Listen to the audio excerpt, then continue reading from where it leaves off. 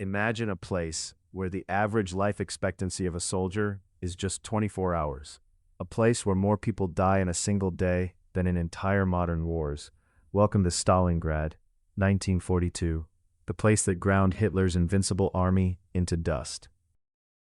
To a Western audience, World War II is often the story of Saving Private Ryan or the D-Day landings. But if we compare the scales, Normandy looks like a brief episode. Stalingrad was not just a battle. It was the largest clash of titans in human history. A meat grinder that rewrote the rules of warfare forever. It all began with ambition and oil. Hitler desperately needed the fuel of the Caucasus to power his war machine, but standing in his way was a city named after his arch-nemesis, Stalingrad. At first, it was just a dot on a map, but soon, Hitler became obsessed. He sent the Sixth Army under Friedrich Paulus, the elite of the elite, men who had marched across Europe without a single defeat.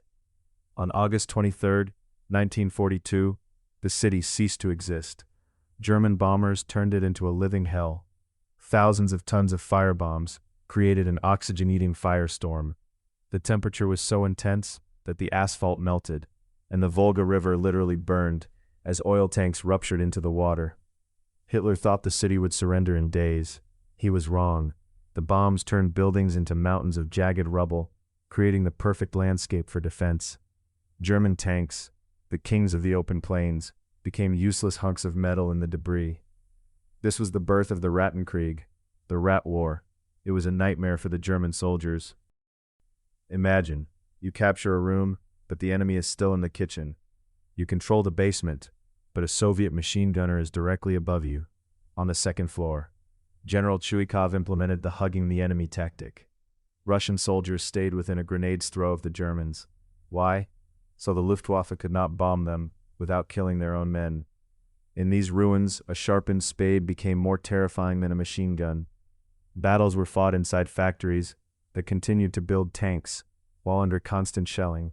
T-34 tanks rolled off the assembly lines unpainted, without even gun sights, and engaged the enemy just meters from the factory gates. This was industrial warfare, in its most literal, brutal sense. And then came General Winter.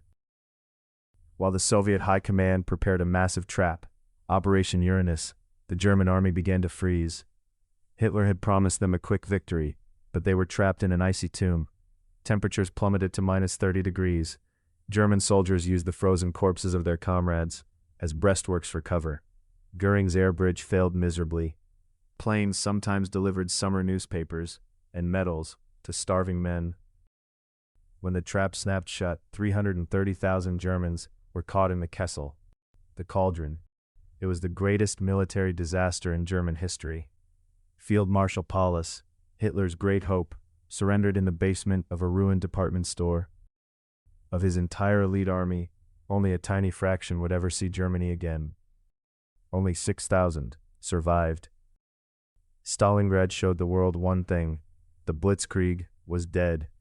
If you want to understand why Germany lost the war, do not look at the maps of France.